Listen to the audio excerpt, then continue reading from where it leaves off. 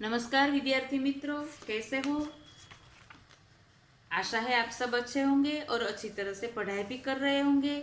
आपने काव्यचार, अभ्यास, स्वाध्याय, भाषा सज्जता आदि सब कुछ अपनी पक्की कॉपी में लिख लिया होगा। ठीक है, अब इकाई 5 शुरू करते हैं। इकाई 5 का नाम है सवाल बालमन के जवाब डॉक्टर कलाम के। बालमन यानी बालकों के मन में जो प्रश्न उपस्थित होते हैं उसी प्रश्न के जवाब डॉक्टर कलाम साहब ने दिए हैं। अब सबसे पहले तो डॉक्टर कलाम के बारे में हम में से कौन नहीं जानता, सब जानते हैं उनको। वे हमारे पूर्व राष्ट्रपति थे, डॉक्टर APJ अब्दुल कलाम, यानी कि उनका पूरा नाम है डॉक्टर अबुल पाकिर जैनुलाब्दीन अब्दुल कलाम। कहाँ के रहने वाले हैं वे भी हमें पता है, रामेश्वरम के रहने वाले हैं वे। ठीक है, तो ये पाठ जो हमें दिया गया है किस प्रकार का है, तो प्रश्न और उत्तर के स्वरूप में ये पाठ दिया गया है। इस इकाई को हमें किस तरह से दिया गया है, तो बच्चों ने प्रश्न पूछे हैं और डॉक्टर कलाम ने उनके उत्तर दिए हैं। और ये किस तरह से है, तो जो साक्षात मुलाकात, रूबरू मुलाकात, स्वयं बच्चों के साथ बातचीत की है, उसी प्रश्नोत्तर को यहाँ हमें दिया गया है। और हमें इससे भी कई सारी प्रेरणा मिलती है, इसलिए ये दिया गया है। और ये बातचीत कब हुई थी, तो तब डॉक्टर कलाम राष्ट्रपति पद पर आसीन थे, यानी विराजमान थे, वे राष्ट्रपति थे। तब उन्होंने बच्चों के साथ बातचीत की थी और यही बातचीत हमें इस इकाई के स्वरूप में दी गई है। हमें उस प्रश्न को भी समझना है और प्रश्नों के उत्तर कलाम साहब ने कैसे दिए हैं, कौन से उत्तर दिए हैं, उत्तर को भी हमें समझना है। उससे हमें बहुत प्रेरणा मिलेगी। ठीक है, तो प्रश्नकर्ता एक है पहला। आपको ये भी ध्यान में रखना है कि प्रश्न कौन सा पूछा गया है। आप ये समझने की बहुत ही ज्यादा कोशिश करें कि आपको कौन सा प्रश्न पूछा जाता है, ये आप सबको समझना है, क्योंकि तभी आप प्रश्न के सही उत्तर दे सकोगे। अगर आप प्रश्न भी नहीं समझोगे तो उत्तर कैसे दोगे। तो पहला प्रश्न किसने किया है, तो R अरविंद, कक्षा 3, सेंट मेड स्कूल, चेन्नई, वहां का विद्यार्थी है। उसने पहला प्रश्न क्या पूछा है, कलाम साहब को उसने पहला प्रश्न पूछा है, क्या आप अपने बचपन की कोई यादगार घटना हमें सुना सकते हैं। कलाम साहब से पूछा कि क्या आप अपने बचपन की कोई यादगार, यादगार यानी कैसी, तो जो हमेशा याद रहे, हमेशा स्मृति में रहे, कभी भी हम उसे ना भूले, बहुत ही हमारे मन में दृढ़ हो जाए, ऐसी कोई घटना या ऐसा कोई प्रसंग आपके साथ हुआ हो, वो हमें सुना सकते हैं। तो डॉक्टर कलाम साहब ने उसका उत्तर देते हुए क्या कहा, घटना कौन सी सुनाई, बराबर से समझना। उन्होंने कहा, कक्षा 5वीं के मेरे शिक्षक श्री शिव सुब्रमण्य अय्यर की एक बात मुझे याद है। एक दिन कक्षा में वे हमें बता रहे थे कि कोई पक्षी कैसे उड़ता है। उन्होंने हमें रामेश्वरम के समुद्र तट पर ले जाकर इसका जीवंत उदाहरण दिया। यह ऐसी यादगार घटना थी जो मेरे मन मस्तिष्क में हमेशा के लिए बैठ गई और इसी से मुझे आगे विज्ञान पढ़ने की प्रेरणा मिली। विज्ञान किसे हम कहते हैं, तो विशेष ज्ञान जिससे मिलता है उसे विज्ञान कहा जाता है। वैसे तो हमें सभी जगह से, सभी घटनाओं से, सभी स्थान से कुछ न कुछ विशेष ज्ञान मिलता ही रहता है। ठीक है, तो ये प्रसंग बराबर से समझना। उन्होंने क्या कहा, तो उन्होंने कहा कि मैं जब 5वीं कक्षा में पढ़ता था तो मेरे एक शिक्षक थे श्री शिव सुब्रमण्य अय्यर। उन्होंने जो हमें एक बात समझाई थी वे मुझे बहुत अच्छी तरह से याद है। क्या, तो एक दिन वे हमें कक्षा में सिखा रहे थे कि पक्षी किस तरह से उड़ सकते हैं, कैसे उड़ते हैं, क्या हम मनुष्य उड़ सकते हैं? नहीं उड़ सकते। कोई प्राणी उड़ सकता है? नहीं उड़ सकता। पक्षी ही उड़ सकते हैं। क्यों? कैसे उड़ते हैं? उड़ते कैसे हैं? हम ये तो जानते हैं कि पंख फैलाकर पक्षी उड़ते हैं। तो ये समझाने के लिए उन्होंने क्या किया, तो वे हमें रामेश्वरम के समुद्र तट पर ले गए। हमने आगे सुना कि डॉक्टर एपीजे अब्दुल कलाम रामेश्वरम के थे, वहाँ उनका जन्म हुआ था और प्राथमिक शिक्षा भी उनकी वहीं हुई थी। तो रामेश्वरम में समुद्र तट है। तो उनके शिक्षक ने क्या किया, तो रामेश्वरम के समुद्र तट पर ले गए सबको और उसका जीवंत उदाहरण दिया। जीवंत उदाहरण यानी क्या, तो प्रत्यक्ष दिखाया, जीता जागता उदाहरण। पक्षी को उड़ते, समुद्र तट पर कई सारे पक्षी होते हैं, तो पक्षियों को उड़ते हुए दिखाया कि देखो पक्षी किस तरह उड़ते हैं, किस तरह से पंख फैलाते हैं और फिर पंख फैलाकर पंखों को किस तरह हिलाते डुलाते हैं और उड़ते हैं। तो ये बहुत यादगार घटना थी। ऐसी यादगार घटना थी कि जो मेरे मन मस्तिष्क में, मन में और मगज में, बुद्धि में हमेशा के लिए बैठ गई और इसी घटना से मुझे विज्ञान पढ़ने की प्रेरणा मिली।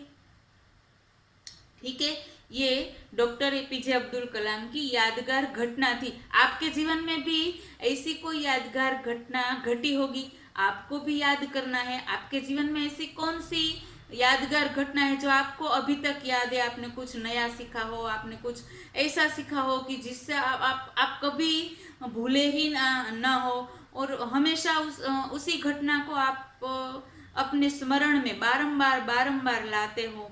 ऐसी घटना आपको याद करनी है। ठीक है, अब दूसरा प्रश्न करता है सरयू मकर, कक्षा 5, वाल्मीकि नगर, हिंदी माध्यमिक शाला, नागपुर। तो सरयू का प्रश्न क्या है, तो बचपन में हमें किस भाषा को प्रमुखता देनी चाहिए, यानी किस भाषा को महत्व देना चाहिए? कौन सी भाषा का महत्व हमारे जीवन में बचपन में होना चाहिए? तो डॉक्टर कलाम ने इसका उत्तर देते हुए कहा कि मैंने स्वयं माध्यमिक शिक्षा तक की पढ़ाई अपनी मातृभाषा के माध्यम से पूरी की है। सबसे पहली बात कलाम साहब ने कहा कि मैंने माध्यमिक तक की शिक्षा, यानी कि जब मैं माध्यमिक तक पढ़ा तब मैं अपनी मातृभाषा में ही पढ़ रहा था। फिर कॉलेज और उससे आगे की शिक्षा अंग्रेजी माध्यम की संस्थाओं में हुई। कॉलेज की शिक्षा और इसके आगे की शिक्षा है उसको हम अन्य माध्यमों की द्वारा ले सकते हैं। तो उनकी शिक्षा भी कॉलेज और उससे आगे की शिक्षा अंग्रेजी माध्यम की संस्थाओं में हुई। अब उनका मानना क्या है, कलाम साहब का मानना क्या है? तो मेरा मानना है कि हम कॉलेज में भी माध्यम के रूप में मातृभाषा का चुनाव कर सकते हैं। तो कॉलेज में भी हमें अंग्रेजी माध्यम में ही पढ़ना चाहिए, ऐसा नहीं होना चाहिए। कॉलेज में भी हम अपनी मातृभाषा का चुनाव कर सकते हैं, क्योंकि युवा अपनी मातृभाषा में ही सोचता है। हर एक युवा व्यक्ति, हर एक बच्चा, हर एक लोग हमेशा अपनी मातृभाषा में ही सोचते हैं। उसे नए नए जो विचार आते हैं अपनी मातृभाषा में ही आते हैं और उसी में अपनी बात सहजता से कहने में सक्षम होता है और अपनी मातृभाषा में ही अपनी बात एकदम सहजता से, सरलता से, आसानी से कहने में वह सक्षम होता है, आसानी से कह सकता है।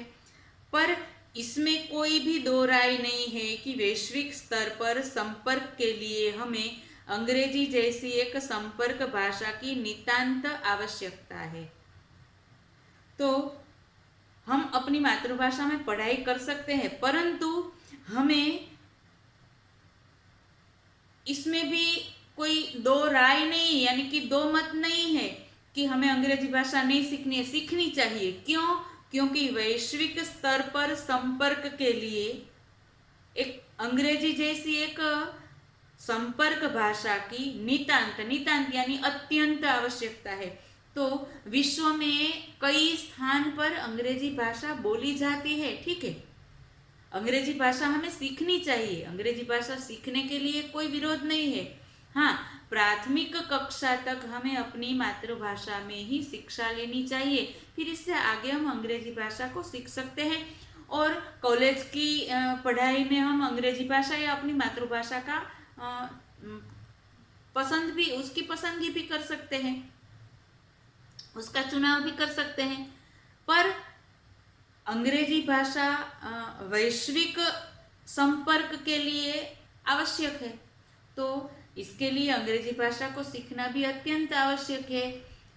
कलाम साहब ने क्या कहा, बचपन में हमें मातृभाषा में ही सीखना चाहिए और मातृभाषा को ही महत्व देना चाहिए। हाँ, अंग्रेजी भाषा सीखनी है, नहीं सीखनी है ऐसा नहीं है, सीखनी ही चाहिए, किंतु उसको बचपन में नहीं, इससे आगे कॉलेज और उससे आगे हम अंग्रेजी भाषा का चुनाव कर सकते हैं और सीख सकते हैं। अब तीसरा प्रश्न करता है अर्श पटेल, कक्षा 5, चंदूलाल विद्या मंदिर, मुंबई। उसका प्रश्न कौन सा है, बराबर से ध्यान में रहे। यदि हम आपकी तरह बनना चाहें तो हमें क्या करना चाहिए? उन्होंने क्या उत्तर दिया, तो जब आप युवा अवस्था में कदम रखें तभी आपको जीवन में लक्ष्य निर्धारित कर लेना होगा। हमेशा कुछ बड़ा सोचो। जैसे ही यह अनुभूति हो कि आप आखिर बनना क्या चाहते हैं, तभी से उस दिशा में प्रयास और श्रम आरंभ कर दो। कहने का अर्थ है कि जी तोड़ मेहनत करो। ज्यों ज्यों आप आगे की ओर बढ़ोगे, आपका सामना बाधाओं तथा कठिनाइयों से होगा। आपको अपने अंदर दृढ़ साहस पैदा करना होगा और समस्याओं को पराजित करने में महारत हासिल करनी होगी, तभी जीवन में सफल हो पाओगे। पहले ये जरूरी है कि आप निरंतर ज्ञान अर्जित करो। सबसे पहले आपको क्या करना है, निरंतर ज्ञान अर्जित करना यानी प्राप्त करना। तो निरंतर यानी सतत, हमेशा, अविरत। तो हमें हमेशा ज्ञान प्राप्त करते रहना है। अब हमें क्या करना है, तो युवा अवस्था में कदम रखे तभी हमारा लक्ष्य निर्धारित करना होगा। हमें हमारा लक्ष्य निश्चित करना होगा कि हमें क्या बनना है, बड़ा होकर क्या करना है। फिर हमेशा कुछ बड़ा सोचो। हमेशा ऐसा ही सोचना चाहिए कि हमें इस लक्ष्य तक तो पहुंचना ही हो। हाँ, अगर लक्ष्य तक पहुंचने में हम 2 कदम पीछे रह गए तो कोई बात नहीं, किंतु हमारे लक्ष्य तो निश्चित होने चाहिए। और फिर जैसे ही हमें यह अनुभूति हो कि हम आखिर बनना क्या चाहते हैं, हमें बराबर से हमारा लक्ष्य पता चल जाए कि हमें बनना क्या है, तो उसी दिशा में हमें प्रयत्न और श्रम प्रारंभ कर देना चाहिए। जैसे कि हमने तीसरे पाठ में सीखा, सुनीता विलियम्स के पाठ में, बचपन से उन्होंने निश्चित कर लिया था कि मुझे अवकाश में जाना है और उसने उसी दिशा में प्रयत्न शुरू कर दिए। तो कहने का अर्थ क्या है कि जी तोड़ मेहनत करो। जी तोड़, गुजराती में उसे हम कहते हैं तन तोड़ मेहनत करना, यानी कि बहुत अधिक मेहनत करना। फिर ज्यों ज्यों हम आगे की ओर बढ़ेंगे तो क्या होगा, जैसे जैसे हम आगे बढ़ेंगे वैसे वैसे हमारा सामना मुसीबतों से होगा, कठिनाइयों से होगा, समस्याओं से होगा। करना क्या है, तो हमें अपने अंदर दृढ़ साहस पैदा करना है, दृढ़ मजबूत साहस। हमारा साहस कभी टूटना नहीं चाहिए। कितनी ही बार असफल क्यों ना हो, हमें उसके आगे प्रयत्न करते ही रहना चाहिए और समस्याओं को पराजित करने में महारत हासिल, महारत यानी कुशलता। जो भी समस्याएं हैं उस समस्याओं को हमें पराजित करना है और उसी में हमें कुशलता प्राप्त करनी है कि जो भी समस्या आए हम उसे पराजित कर देंगे। उसी तरह आगे बढ़कर जीवन में हम सफल हो सकेंगे। और सबसे पहले जरूरी क्या है, सतत, निरंतर, अविरत ज्ञान अर्जित करना, ज्ञान प्राप्त करना। हम जब तक जीते हैं तब तक जीवन में हमेशा मरते दम तक हमें कुछ न कुछ ज्ञान प्राप्त होता ही रहता है और हमें ज्ञान प्राप्त करने का प्रयत्न भी करना ही चाहिए। ठीक है, अब आगे के प्रश्न आगे के तास में सीखेंगे।